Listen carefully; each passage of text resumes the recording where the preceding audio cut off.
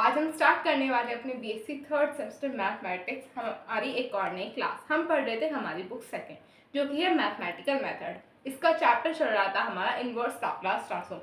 आज हम इसकी नई एक्सरसाइज स्टार्ट करने वाले हैं, तो उससे पहले हम इसके कुछ बेसिक क्वेश्चन फॉर्मूला पढ़ेंगे। वैसे ज़्यादा यूज़ नहीं होंगे, बट हाँ आपको आने चाहिए। इसमें कुछ फॉर्मूले ऐसे कि भाई बच्चे का एमसीक्यू का पेपर होता है, कुछ बच्चे ऐसे होते हैं उनके एमसीक्यू के पेपर होते हैं, तो उनके लिए काम हो जाता है कि आपको डायरेक्ट फॉर्मूले भी पता होने चाहिए। समझ आना अलग बात है और उन्हें याद रखना अलग बात है कि डायरेक्ट फॉर्मूला आ जाए, आपसे पूछे इसका क्या होगा, तो वहाँ पे कंफ्यूज नहीं होना चाहिए, तो आपको याद भी होने चाहिए। फर्स्टली हम पढ़ने वाले हैं हमारे कुछ फॉर्मूले। यहाँ पे हम पढ़ने वाले हैं हमारा कॉन्वोल्यूशन थ्योरम। मैंने आपको कुछ थ्योरम पहले भी कहा थी, थोड़ी सी कुछ कॉन्वोल्यूशन जैसी ही थी, हम ऑलरेडी पढ़ चुके हैं इस तरह की थ्योरम पहले, तो ये मत सोचो कि ये नहीं आ गई। हम इस टाइप की पढ़ चुके हैं। जो मैंने आपको बीच में लिखवाई थी एक थ्योरम, एक फॉर्मूला लिखा था, वो इसी टाइप का था, वो यही था, ये समझ। ठीक है, तो फर्स्टली क्या करना है, let function of T and G T. हमें लेट करना है फंक्शन ऑफ टी और जी टी को be two function of class A, जो कि हमारे फंक्शन होंगे किसके, क्लास ए की। क्लास क्या होती है ये सब मैं पढ़ा चुकी हूँ आपके पहले चैप्टर से, तो वो मैं दोबारा यहाँ पे नहीं बताने वाली। आप पहले आप पीछे की वीडियो देखिए जब आइए। एंड लेट जो हमारा हमने इनवर्स लैप्लास ट्रांसफॉर्म निकालेंगे फंक्शन ऑफ टी का, वो किसके इक्वल होगा, फंक्शन ऑफ टी के। अगर हम इनवर्स लैप्लास ट्रांसफॉर्म निकालें जी टी का, वो किसके इक्वल होगा, जी पी का निकाले तो वो इक्वल होगा जी टी की। ये आप लोग पढ़ते हुए, अगर हम लैप्लास ट्रांसफॉर्म निकालेंगे फंक्शन ऑफ टी का, तो हम मिलेगा फंक्शन ऑफ पी। अगर हम इनवर्स लैप्लास ट्रांसफॉर्म निकाले फंक्शन ऑफ पी का, तो हमें मिलेगा फंक्शन ऑफ टी। ये चीज कोई नई नहीं है, आप स्टार्टिंग से बढ़ते आ रहे हैं जब से इनवर्स चैप्टर स्टार्ट हुआ। तो यहाँ पे क्या करना है, आपको ये इस तरह की फॉर्म गिवन होगी, आपको यहाँ पे दे देगा इनवर्स लैप्लास ट्रांसफॉर्म फाइंड करना होगा फंक्शन ऑफ पी और फंक्शन ऑफ जी का। यहाँ पे आपको क्या करना है, जो आपने फंक्शन ऑफ पी और फंक्शन ऑफ जी इनका इनवर्स लैप्लास ट्रांसफॉर्म निकालेंगे अलग अलग इस तरह से। फंक्शन ऑफ पी का इनवर्स लैप्लास ट्रांसफॉर्म क्या होगा, फंक्शन ऑफ टी, और फंक्शन ऑफ जी का क्या होगा, ये होगा हमारा जी टी। यही होगा, होगा नहीं होगा, यही होगा, ये एक सेकंड, ये जी पी होगा, मैं तो सोचूं। यहाँ पे आप जी पी नोट कर लेना, जी पी ये आ जाएगा हमारे पास। अब जब आप इनका इनवर्स लैप्लास ट्रांसफॉर्म निकालेंगे, वो किसके इक्वल होगा, फंक्शन ऑफ टी और फंक्शन ऑफ जी टी के, यही होगा। अभी हम लोगों ने पढ़ा कि इसे सॉल्व करने का मेथड क्या होगा। ये चीज फिक्स है, इसे कोई चेंज नहीं करने का, सिर्फ और सिर्फ वैल्यूज में चेंज आ सकते हैं। यहाँ पे क्या होगा, function of x G T minus x. ये फंक्शन ऑफ एक्स कौन सा होगा, जहाँ पे आप रिप्लेस करेंगे एक्स की वैल्यू आपको निकालनी पड़ेगी क्वेश्चन। ये जो फंक्शन ऑफ टी है, इस टी की जगह रिप्लेस करेंगे हम एक्स को, और ये जो हमारा जी टी है यहाँ पे टी माइनस एक्स करना होगा हमें। वहां पे हम इन दोनों को मल्टीप्लाई करेंगे, लिमिट लगाएंगे 0 से T with respect to dx, जो किसके इक्वल होगा, हमारे f स्टार g के। तो इसका यूज आपका इस एक्सरसाइज में होने वाला है। ये जो मैंने आपको दो फॉर्मूले लिखे हैं, ये कोई नए फॉर्मूले नहीं है, ये है आपके beta and gamma function chapter के। ये आपका फर्स्ट सेमेस्टर में था, आप लोगों ने पढ़ रखा है, इसलिए इस बारे में ज्यादा बताने की जरूरत नहीं है। जरूर नहीं यूज हो, एक आधा ही क्वेश्चन होता है कि हाँ यूज हो जाता है, बट ये है कि अगर वो एक आधा क्वेश्चन आ गया तो आपको उसमें पता होना चाहिए कि हाँ इस तरह का कोई फॉर्मूला होता है। तो आप इसे नोट कर लीजिए। Done, done.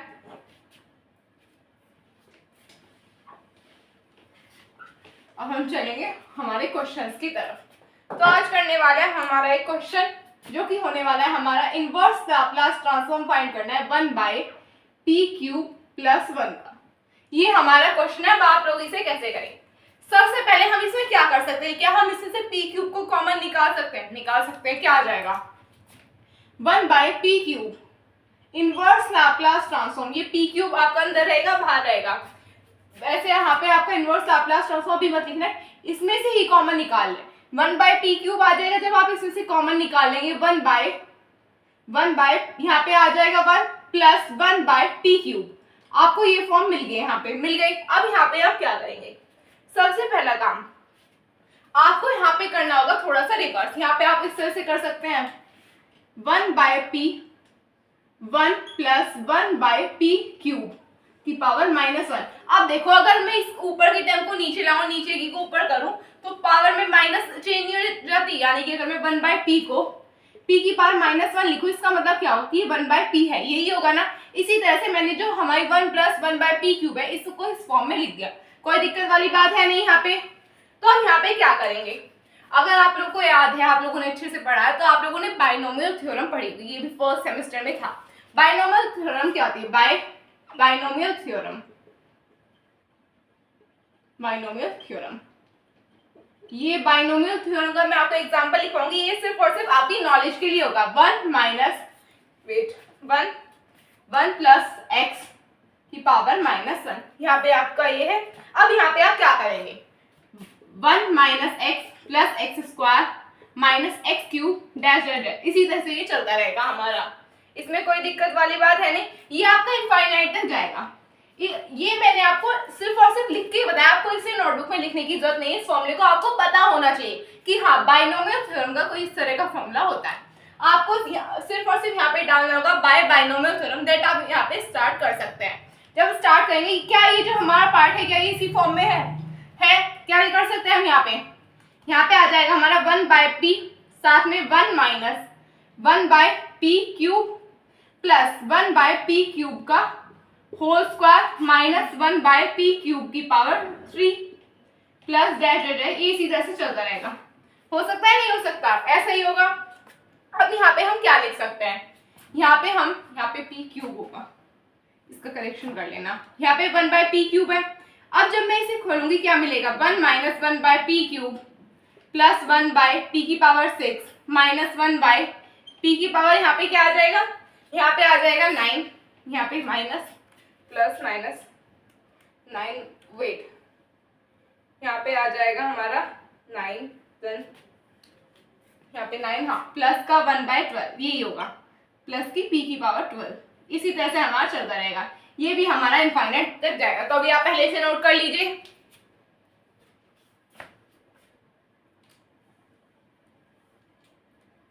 देन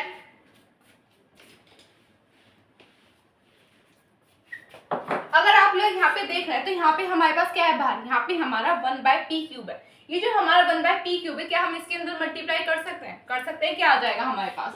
यहाँ पे आ जाएगा 1 by P cube minus 1 by P की पावर 6, आएगा नहीं आएगा? 6 आ जाएगा। देन प्लस 1 बाय पी की पावर 9 माइनस 1 बाय पी की पावर 12 प्लस 1 बाय पी की पावर 15, ये चलता रहेगा हमारा। इस तरह से आएगा नहीं आएगा? अब अगर आप यहाँ पे देखो, क्या ये जो हमारी टर्म है ये यहीं से नहीं आई?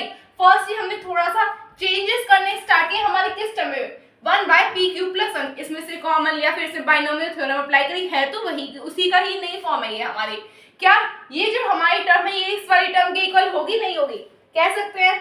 तो अगर मैं यहाँ पे कहूँ कि अगर हमें इनवर्स लाप्लास ट्रांसफॉर्म निकालना हो 1 बाय पी क्यूब प्लस 1 का, तो मैं कह सकती हूँ कि मुझे इनवर्स लाप्लास ट्रांसफॉर्म निकालना होगा 1 by P cube minus inverse Laplace transform, यानी कि आप इसे इस तरह से भी लिख सकते हैं, माइनस 1 बाय पी की पावर 6 प्लस 1 बाय पी की पावर 9 माइनस 1 बाय पी की पावर 12।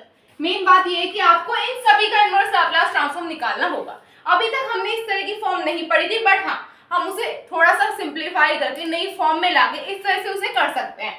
इतनी बात लोगों को समझ में आ गई होगी। अब जब मैं इसका इनवर्स लाप्लास ट्रांसफॉर्म निकालूंगी, यहाँ पे मुझे क्या मिलेगा? यहाँ पे मिलेगा हमें T square upon 2 factorial minus T की power 5 upon 5 factorial, then plus T की power 8 upon 8 factorial minus T की पावर 11 अपॉन 11 फैक्टोरियल, इसी तरह से मिलता रहेगा। तो ये हमारी टर्म किसका? हमारा इनवर्स लाप्लास ट्रांसफॉर्म आया। ये आ गया हमारा inverse Laplace transform 1 by P cube plus 1 का आ गया है। तो ये हो गया आपका फाइनल आंसर। तो आप इसे नोट कर लीजिए।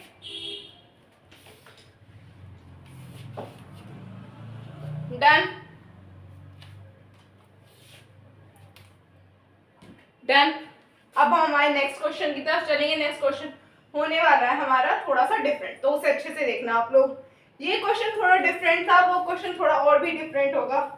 उस तरह का क्वेश्चन, यानी कि जो अभी आप लोगों ने फॉर्मूला पढ़ा है वो उसी से ही रिलेटेड होगा। जो फॉर्मूला मैंने आपको अभी कराया था स्टार्टिंग में ही, कॉन्वोल्यूशन थ्योरम वाला फॉर्मूला, जो ये क्वेश्चन होगा कॉन्वोल्यूशन थ्योरम वाले फॉर्मूले से ही होगा। तो उसे ध्यान से समझना कैसे होगा। फर्स्ट ही हमारा क्वेश्चन होने वाला है, इनवर्स लाप्लास ट्रांसफॉर्म फाइंड करना है हमें 1 बाय p माइनस 1 और p प्लस 2 का, इसका फाइंड करना है। ठीक है, इतनी बात लोगों को समझ में आ गई। अब ये जो हमारी क्वेश्चन है इसमें ये जो हमारे इनवर्स लाप्लास ट्रांसफॉर्म देते हैं मल्टीप्लाई में, क्या हम इन्हें अलग अलग करके लिख सकते हैं? क्या आ जाएगा यहाँ पे? Inverse Laplace transform 1/p-1, inverse Laplace transform 1/p+2। ये आ गया हमारे पास यहाँ पे। इसमें कोई दिक्कत? अब अगर मैं कहूँ कि मुझे इसका इनवर्स लाप्लास ट्रांसफॉर्म निकालना है, अलग अलग निकाल सकते हैं, कोई दिक्कत नहीं है। अगर यहाँ पे ये आपको क्यों निकाले? क्योंकि आपको दिख रहा है कि हम यहाँ पे कॉन्वोल्यूशन थ्योरम अप्लाई कर सकते हैं, तो इसलिए हम ये कर रहे हैं। यहाँ पे अगर हमें निकालो इनवर्स लाप्लास ट्रांसफॉर्म 1/p-1 का, आप लोगों को याद है हमने फर्स्ट शिफ्टिंग थ्योरम पढ़ी थी 1/p-a। अगर मैं इनवर्स लाप्लास ट्रांसफॉर्म निकालूं तो किसके इक्वल आ जाए? e⁻at inverse Laplace transform 1/p का। यही पढ़ा था हमने, था नहीं था? क्या यहाँ पे हम ये चीज अप्लाई कर सकते हैं? कर सकते हैं। तो यहाँ पे क्या आ जाएगा? यहाँ पे आ जाएगा हमारा e⁻t। e⁻t क्यों है? क्योंकि यहाँ पे माइनस क्वेश्चन में ही होना चाहिए और 1 को लिखो ना लिखो कोई फर्क नहीं पड़ता। जब हम इनवर्स लाप्लास ट्रांसफॉर्म निकालेंगे 1/p का, क्या आ जाएगा हमारा? 1। तो उसमें कोई दिक्कत वाली बात है नहीं, ठीक है। अब यहाँ पे क्या आ जाएगा? यहाँ पे नाउ लिख लेना, नाउ।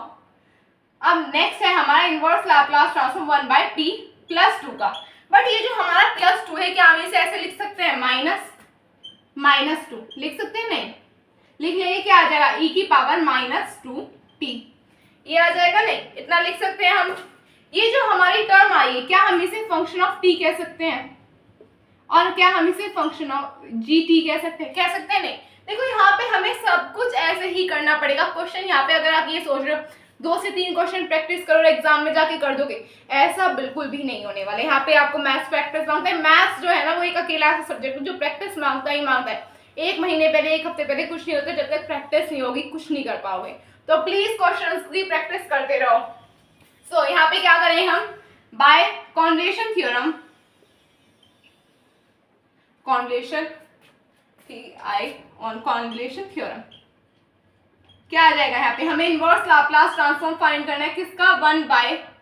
1/p-1 और p+2 का, इसका फाइंड करना है। तो यहाँ पे हम क्या करेंगे? मैंने क्या बताया था कि आपको लिमिट कहाँ से जाएगी? 0 से इनफाइनाइट। फंक्शन ऑफ t में क्या आ जाएगा? Function of x। ये यानी कि जहाँ पे भी t है वहाँ पे x आ जाएगा, और फंक्शन जो हमारा gt है वहाँ पे हो जाएगा t-x।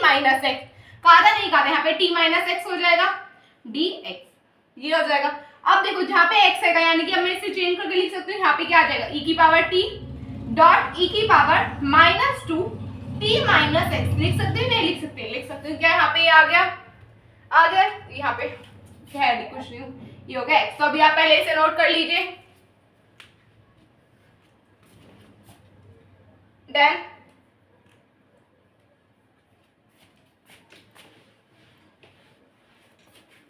अब अगर आप यहाँ पे देख रहे हैं ध्यान से, तो ये हमारी टर्म इन्हें अलग अलग करके लिख सकते हैं। यहाँ पे सॉरी, यहाँ पे t होगा, मैंने गलती से लिख दिया 0 से t। क्या ये जो हमारी टर्म है 0 से x, यहाँ पे क्या आ जाएगा? Dot e⁻−2t dot e⁻2x dx। ये हमारा, ये जो हमारी टर्म है, क्या ये सेम, मतलब सेम, इनकी पावर सेम है, तो क्या ये हमारी ऐड या माइनस कुछ हो सकता है? इसमें हो सकता है? नहीं, बताओ हो जाएगा? नहीं हो जाएगा। क्या हम इन टर्म को ऐड करके लिख सकते हैं? क्या आ जाएगा? e⁻3x।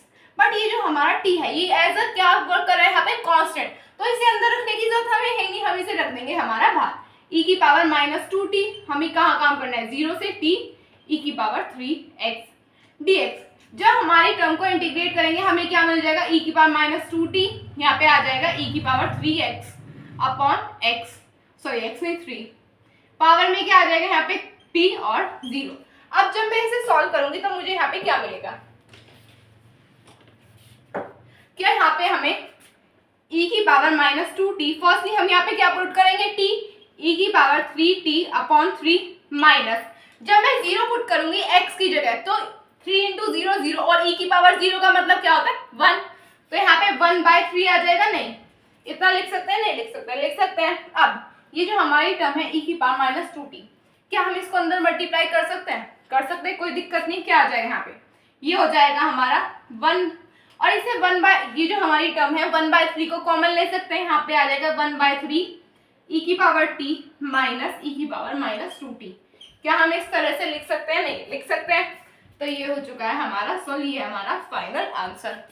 तो आप लोगों को समझ में आ गया कि किस तरह से आपको किस तरह से ढूंढना है function of T, function of GT कैसे निकालना होगा, कि इनको कैसे समझना है, वो आप लोगों को इस क्वेश्चन में देखकर समझ आ गया होगा। तो आप इसे अच्छे से नोट कर लीजिए। देन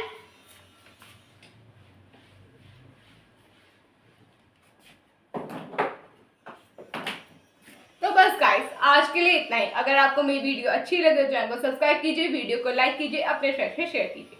तब तक के लिए टेक केयर, बाय बाय।